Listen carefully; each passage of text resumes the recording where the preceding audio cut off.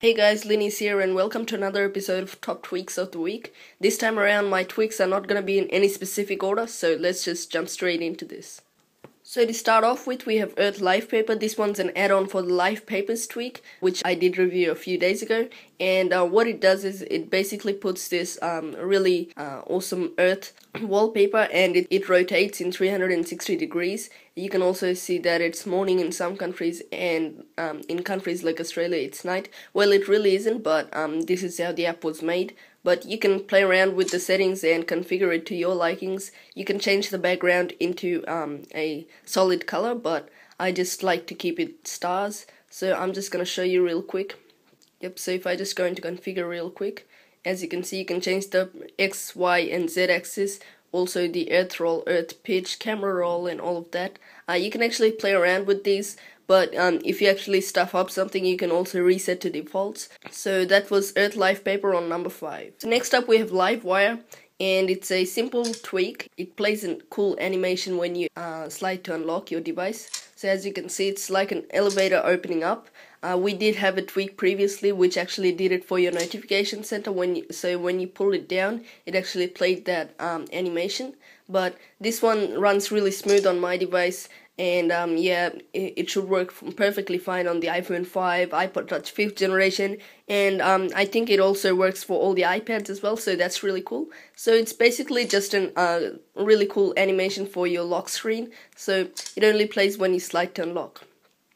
Next up we have clusterless toggles. This one I find really useful, and what it does is once you slide your finger on the top left of your clock in your lock screen, what it does is it either enables or disables do not disturb, and it's really useful because even in NC settings or something like SB settings doesn't have toggles for do not disturb, so it can be really useful if you use do not disturb a lot. So it's a simple tweak, but it's extremely useful, and that's why I like it.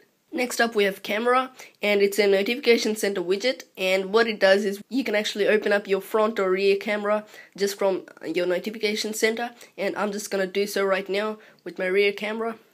And as you can see, it just opens up like so, and you can take pictures if you like, and I'm just gonna hit cancel right now. It also has another feature which I find extremely useful as well. So all you have to do is just tap and hold on one of these, and it'll open up the camera in recording mode, so you can start recording straight away. You can also switch the camera with that, and it works just perfectly fine. So if I just take a picture like so, then it'll ask me to use it, or I can retake the photo if it wasn't perfect. So I'm just gonna take a picture just like that.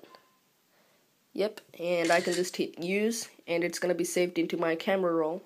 So if I just open up my camera then, or the Photos application, then I can actually view my photo. As you can see,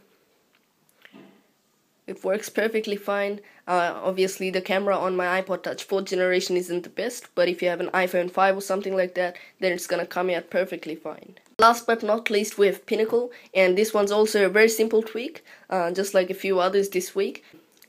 This one can be really useful, and this one can actually save you some time. So what it does basically is when you go a few layers deep into your settings or whatever application such as Cydia, and if you actually go into say accessibility, and if I then go into say, I'm just gonna select one right here, VoiceOver maybe, and then if I go into Braille, I'm just gonna select anything, and as you can see, so by default I would have to go back all the way like so, but what I can do with this is very cool, and all you have to do is just tap and hold on the back arrow, and like so, and it'll take you back to the root of the application that you're viewing. So that's about it for this video, guys. If you enjoyed this video, be sure to give this video a thumbs up, and if you'd like to see more, definitely be sure to hit subscribe if you haven't already, and if you have any comments or questions, just be sure to leave all of them down below in the comment section.